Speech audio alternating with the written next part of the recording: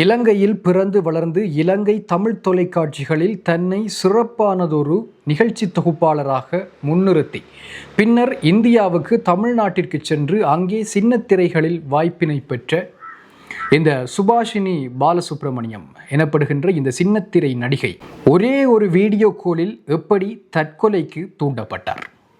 அவருடைய இந்த தற்கொலையில் பல சந்தேகங்கள் நிலவுகின்றன. அந்த தற்கொலைக்கு முதல் நாள் தான் அவர் ஒரு வீடியோவை தன்னுடைய இன்ஸ்டாகிராமிலும் சரி தன்னுடைய முகப்புத்தகத்திலும் சரி அவர் பதிவிட்டிருந்தார்.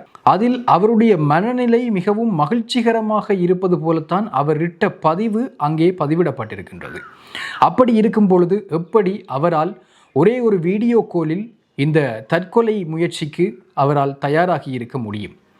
அப்படி அந்த வீடியோ காலில் அவருடைய கணவர் அவருக்கு என்ன விடயத்தை கூறினார்? நடிகை சுபாஷினியினுடைய கடந்த காலமும் அவருடைய இந்த திடீர் முடிவின் பின்னணியில் இருக்கின்ற சந்தேகங்களும். வணக்கம், நான் உமாசங்கர் ஆரூரன். என்னுடைய இந்த வலையொலி பக்கத்தை சப்ஸ்கிரைப் செய்யாது பார்த்து கொண்டிருப்பவர்கள் சப்ஸ்கிரைப் செய்து கொள்ளுங்கள். நடிகை சுபாஷினி பாலசுப்ரமணியம் 36 வயதுடைய இந்த இளம் நடிகை இலங்கையை பூர்வீகமாக கொண்டவர். பிரபல தொலைக்காட்சி நாடகத் தொடராகிய கயல் நாடகத் தொடரிலே துணை நடிகையாக மிகவும் பிரபலமானவர். அவருடைய சமூக வலைத்தள பதிவுகள் மூலமாகவும் அவர் பிரபலமானவர். லட்சக்கணக்கான பின்தொடர்பவர்களை அவர் கொண்டிருக்கின்றார். இதன் காரணமாக அவர் தன்னுடைய சமூக வலைத்தளங்களிலே மிகவும் செயற்பாடு மிகுந்தவராக காணப்படுவார். அது மட்டுமல்லாமல் இலங்கையில் எடுக்கப்பட்ட ஒரு திரைப்படத்தின் மூலமாக அவர் இந்த திரை பயணத்திலே தன்னுடைய காலை எடுத்து வைத்திருந்தார். ஆரம்பத்தில் இலங்கையில் இருக்கக்கூடிய சில தமிழ் தொலைக்காட்சிகளாகிய சக்தி டிவி மற்றும் வசந்தன் டிவி போன்றவற்றிலே அவர் பணியாற்றியிருக்கின்றார். சிங்கள படம் ஒன்றின் மூலமாக அறிமுகப்படுத்தப்பட்டிருக்கின்றார். சின்ன திரைக்காக, அதாவது இந்தியாவிற்கு செல்வதற்காக அவர் அங்கே இந்தியாவிற்கு சென்று இந்த சின்ன திரைகளில் வாய்ப்புகளை பெறுவதற்காக அவர் அங்கே தன்னுடைய தோற்றத்தை மாற்றுவதற்கான தோற்ற அறுவை சிகிச்சையையும் கூட அவர் செய்திருந்தார். இதன் பின்னர் சின்ன திரையிலே அவருக்கான வாய்ப்பு மிகவும் பிரகாசமாக இருந்தது. அவருக்கு அடுத்தடுத்து வாய்ப்புகள் வந்தது. அது மட்டுமல்லாமல் கடந்த 2024ஆம் ஆண்டு இவர் திருமணம் செய்து கொள்கின்றார். பெங்களூருவில் இருக்கக்கூடிய பிபின் சந்திரா என்பவரை இவர் திருமணம் செய்து கொள்கின்றார். பெங்களூருவில் இருந்து சென்னைக்கு படப்பிடிப்பிற்காக வந்து செல்வது வழமை. அவ்வாறு படப்பிடிப்புக்காக வருகின்ற பொழுது சென்னையிலே அவர் தங்கியிருந்து, வாடகைக்கு வீடு எடுத்து தங்கியிருந்து இந்த படப்பிடிப்புகளிலே கலந்து கொள்வது வழக்கமாக இருந்திருக்கின்றது. இவர் ஒரு பயண விரும்பியாக இருந்திருக்கின்றார். அவருடைய இன்ஸ்டாகிராம் பக்க பதிவுகளை பார்த்தீர்களானால் அவர் பயணம் செய்த பல இடங்களில் அவர் எடுத்துக்கொண்ட காணொளிகளை அங்கே அவர் பதிவேற்றம் செய்திருப்பார். கடந்த ஏப்ரல் 4ஆம் தேதி சென்னைக்கு படப்பிடிப்பிற்காக வருகை தந்திருக்கின்றார். பெங்களூருவில் இருந்து வருகை தந்திருக்கின்றார். அங்கே இருக்கக்கூடிய ஐயப்பன் தாங்கல் என்கின்ற இடத்தில் அடுக்குமாடி குடியிருப்பு ஒன்றில் வாடகை வீட்டில்தான் அவர் தங்கியிருந்திருக்கின்றார். ஏப்ரல் 5ஆம் தேதி இரவுதான் சம்பவம் இடம்பெற்றிருக்கின்றது.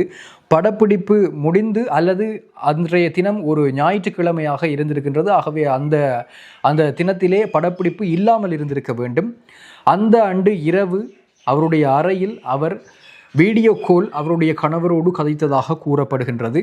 அதற்கு அடுத்த நாள் அவருடைய அந்த மரண செய்தி சமூக வலைத்தளங்களிலே பரவி இருந்தது. அந்த வீடியோ காலில் கணவரோடு வாக்குவாதம் ஏற்பட்டதாக கூறப்படுகின்றது. இதனை அடுத்து ஏற்பட்ட மன உளைச்சல் காரணமாக அவர் அந்த விபரீத முடிவை எடுத்து அந்த சேலை துணியால் சுருக்கிட்டு உயிரை மாய்த்ததாக தெரிய வருகின்றது. வீடியோ காலில் பிபின் இதனை நேரடியாக பார்த்திருக்கின்றார். பார்த்து காவலாளிக்கு, அந்த அபார்ட்மெண்ட் காவலாளிக்கு அவர் தொலைபேசி மூலமாக எடுத்து விடயத்தை கூறியிருக்கின்றார். காவலாளி அதற்கு பிறகு குறித்த இடத்தில் இருக்கக்கூடிய காவல்துறைக்கு தகவலை அனுப்பியிருக்கின்றது. அந்த அடிப்படையில் உடனடியாக விரைந்து வந்திருக்கின்றார்கள். ஆவடி மாவட்டத்தில் இருக்கக்கூடிய SRMC போலீஸ் பிரிவு உடனடியாக விரைந்து வந்து உடலை மீட்டு மருத்துவமனைக்கு அனுப்பியிருக்கின்றது. பிரேத பரிசோதனைகளுக்காக கீழ்ப்பாக்கம் மருத்துவக் கல்லூரி மருத்துவமனைக்கு இந்த உடலத்தை அவர்கள் உடனடியாக அனுப்பி வைத்திருந்தார்கள். இதுதான் இடம்பெற்ற சம்பவம். பிபின் சந்திராவை பொறுத்தவரையில் அவருடைய இன்ஸ்டாகிராம் பக்கத்தில் அவர் இது குறித்து ஒரு பதிவை இட்டிருக்கின்றார். வேறு எந்த விதமான பதில்களையும் அவர் வழங்கவில்லை. இது தொடர்பாக நோ மோர் வித் மீ என்று தானும் தன்னுடைய மனைவியும் நிற்கின்ற ஒரு படத்தை போட்டு no more with me, rest in peace my love என்கின்ற ஒரு பதிவினை அவர் இட்டிருக்கின்றார். ஆனால் இந்த சுபாஷினியை பொறுத்தவரையில் சுபாஷினியினுடைய இந்த சமூக வலைதள பதிவுகளை பார்ப்பீர்களாக இருந்தால் அவருடைய கணவரை பற்றி மிக பெருமையாக பல பதிவுகளை இட்டிருக்கின்றார். தொடர்ச்சியாக அடுத்தடுத்து பல பதிவுகளிலே தன்னுடைய கணவர் தன்னை எப்படி பார்த்து கொண்டிருக்கின்றார், அவர் கிடைத்தது எப்படிப்பட்ட அதிர்ஷ்டம் தனக்கு, அதுபோல அவர் தனக்கு எப்படி துணையாக இருக்கின்றார், இதுபோல ஒவ்வொரு விதமான தலைப்புகளிலே அவர் தினந்தோறும் பல பதிவுகளை இட்டிருக்கின்றார். அனைத்துமே அவருடைய கணவரை புகழ்ந்து தள்ளிய பதிவுகளாகத்தான் காணப்படுகின்றன. ஆனால் இறுதியாக அவர் உயிர் மாய்ப்பதற்கு முன்பதாக கணவரோடு பேசிய அந்த ஒரு வீடியோ கால், அதன் மூலம் ஏற்பட்ட வாக்குவாதம் தான் காரணமாக இருக்கின்றது என்பது உண்மையில் மிகவும் மனம் வருந்தத்தக்க ஒரு பதிவாக இருக்கின்றது. இறுதியாக அவர் இட்டிருக்கக்கூடிய பதிவு ஒரு வாக்கிங் செல்கின்ற பதிவு. அது கென்யாவில் எடுக்கப்பட்டதாக கூறப்படுகின்றது. அவ்வாறு வாக்கிங் போகின்ற அந்த வீடியோவை பதிவு செய்து இப்படித்தான் வாழ்க்கை சென்று கொண்டிருக்கின்றது என்று அவர் பதிவிட்டிருந்தார். இரவு வீடியோ காலில் அதற்கிடையில் அப்படி என்ன நடந்தது, அந்த பதிவை இட்டதன் பின்னர் தான் இந்த வீடியோ கால் பெரும்பாலும் கதைக்கப்பட்டிருக்க வேண்டும். பெங்களூரு வராதது பற்றி அந்த வீடியோ காலில் பிபின் கேள்வி கேட்டாரா என்கின்ற ஒரு சந்தேகம் இருக்கின்றது. கிடைத்த அந்த ஒரு நாள் விடுமுறை, உண்மையில் சின்னத்திரை, அதுவும் தமிழ்நாட்டிலே இருக்கக்கூடிய சின்னத்திரை இண்டஸ்ட்ரி என்பது மிக மிக சிக்கலானது, மிக மிக மன அழுத்தத்தை ஏற்படுத்தக்கூடியது. கடந்த காலங்களிலே பல நடிகைகள், இந்த கடந்த வருடத்தில் கூட ராஜேஸ்வரி மற்றும் இன்னமும் சில நடிகைகள் சின்னத்திரை நடிகைகள் தற்கொலை செய்திருக்கின்றார்கள், தற்கொலைக்காக முயற்சி செய்திருக்கிறார்கள் சில நடிகர்கள். ஏன் இந்த கயல் நாடகத்திலேயே இந்த கதாபாத்திரம், பிரதான கதாபாத்திரத்தில் நடிக்கின்ற நடிகர் கூட, கதாநாயகனாக நடிப்பவர் கூட மனைவியோடு பிரச்சனை, இந்த சின்னத்திரையிலே நடிப்பதனால் மனைவியோடு பிரச்சனை என்கின்ற காரணத்தினால் படப்பிடிப்பிலே பல பிரச்சனைகளை செய்து பின்னர் அந்த படப்பிடிப்பிலிருந்து விலகி இருந்தார். அதைவிட இன்னும் ஒரு நடிகையும் கூட தற்கொலைக்கு முயன்று பின்னர் அவர் காப்பாற்றப்பட்டிருந்தார். இப்படி இந்த கயல் நாடகத்தில் நடித்தவர்கள் பலருடைய நிலைமையே பிரச்சனையாகத்தான் இருந்திருக்கின்றது. இறுதியாக இப்பொழுது சுபாஷினி தற்கொலை செய்து கொண்டிருக்கின்றார். வருகின்ற ஏப்ரல் 21ஆம் தேதி தான் சுபாஷினியினுடைய திருமண நாள் வருகின்றது. இவர்கள் ஒரு வருட திருமண நிறைவினை கடந்த வருடம் கொண்டாடியிருந்தார்கள். இது 2வது வருட திருமண நாள். அதற்கு முன்பதாக, அதுவும் அதே மாதத்தில் சில தினங்களுக்கு முன்பதாக அவர் தன்னுடைய உயிரை மாய்த்திருக்கிறார் என்றால் உண்மையில் இது கணவன் மனைவிக்கு இடையிலான ஒரு மிகுந்த மன உளைச்சலினுடைய ஒரு விளைவாகத்தான் இந்த முடிவு எடுக்கப்பட்டிருக்க வேண்டும். பாருங்கள், கணவன் மனைவியாக இருப்பவர்கள், அதுவும் தூரத்திலே இருப்பவர்கள், ஒருவரை ஒருவர் பிரிந்து பணி நிமித்தம் தூரத்தே இருப்பவர்கள் எவ்வளவு கவனமாக உங்களுடைய துணையை பார்க்க வேண்டும், உங்களுடைய துணையோடு எப்படி கதைக்க வேண்டும் என்பதிலே தெளிவாக இருங்கள். நீங்கள் கேட்கின்ற ஒரு சிறிய கேள்வி, காயத்தை ஏற்படுத்தக்கூடிய ஒரு சிறிய கேள்வி கூட உங்களுடைய துணையை இந்த உலகத்தில் இருந்தே நீக்கிவிடும் என்பதனை மறந்து கொள்ளாதீர்கள். ஆகவே அந்த ஞாயிற்றுக்கிழமை, அந்த விடுமுறை தினத்தில் ஏன் வீட்டுக்கு வரவில்லை என்பது தொடர்பிலே மிகவும் கடுமையாக சுபாஷினியை அவர் திட்டியிருப்பாரா என்பதுவும் ஒரு கேள்வியாக இருக்கின்றது. அதனைத் தொடர்ந்து எழுந்த மன உளைச்சல் காரணமாக அவர் இந்த முடிவை எடுத்திருப்பாரா? இது சம்பந்தமான உங்களுடைய கருத்துக்களை பதிவு செய்யுங்கள். சின்னத்திரைக்கு இலங்கையிலிருந்து செல்லுகின்ற நடிகைகள் எதிர்நோக்குகின்ற சவால்கள் மிகவும் பயங்கரமானவை. இலங்கையிலிருந்து மாத்திரமல்ல, இலங்கையிலிருந்து செல்லுகின்ற பொழுதே பலர் கூறியிருக்கின்றார்கள், பல நடிகர்கள் அவர்களுடைய அனுபவங்களை கூறியிருக்கின்றார்கள்.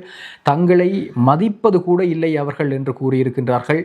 அங்கே செல்லுகின்ற பொழுது, அவர்களுடைய அலுவலகங்களுக்கு செல்லுகின்ற பொழுது, இலங்கையிலிருந்து வந்திருக்கிறீர்களா, வெளியிலே நில்லுங்கள், இது போன்ற வார்த்தைகள் பல தடவை தாங்கள் கேட்டதாக இங்கிருந்து சென்ற நடிகர்கள் நடிகைகள் கூறியிருக்கின்றார்கள். அப்படி இருந்தும் தன்னுடைய விடாமுயற்சி, எத்தனையோ அவமானங்களை தாங்கியிருப்பார், எத்தனையோ வலிகளை தாங்கியிருப்பார், அவற்றையெல்லாம் தாண்டி சாதித்து ஒரு திரையிலே, ஒரு சின்னத்திரை நாடகத்திலே ஒரு கதாபாத்திரத்தை வகித்து தன்னுடைய பயணத்தை தொடர்ந்து கொண்டிருந்த சுபாஷினி இப்படியான ஒரு முடிவினை எடுத்திருப்பது மிகவும் சோகமயமானது. அவர்களுக்குரிய அங்கீகாரத்தை யாருமே இந்த மரணங்களுக்கு முன்னர் வழங்குவதில்லை. அவர்களுடைய கஷ்டங்களை யாரும் மரணத்திற்கு முன்னர் புரிந்து கொள்வதில்லை. மரணங்களுக்கு பிறகுதான் நாம் கூட இப்பொழுது இருந்து கதைத்து கொண்டிருக்கின்றோம். ஆகவே இந்த சின்னத்திரையில் இருப்பவர்களுக்கான இந்த மன அழுத்தம் தொடர்பாக என்ன நடவடிக்கைகள் மேற்கொள்ளப்பட வேண்டும், அவற்றை திரைத்துறையினர் எடுக்க வேண்டுமா அல்லது அரசாங்கம் எடுக்க வேண்டுமா, அல்லது இது சம்பந்தமான இந்த சினிமா துறையோடு சம்பந்தப்பட்ட நடிகர்கள் சங்கங்கள் இருக்கின்றன, அந்த சங்கங்கள் முன்னெடுக்க வேண்டுமா, அல்லது இந்த திரைத்துறையினர் தான் தங்களுடைய மனநிலைகளை பாதுகாத்து கொள்ள வேண்டும்? அப்படி பாதுகாத்து கொள்வதாக இருந்தால் சிறப்பான வழி அவர்கள் தங்களுடைய அந்த ஆசை பயணத்தில் இருந்து விலகுவதா? இதில் எதனை முடிவாக எடுப்பது? உங்களுடைய கருத்துக்களை பதிவு செய்யுங்கள். மற்றும் ஒரு காணொளியில் சந்திக்கலாம்.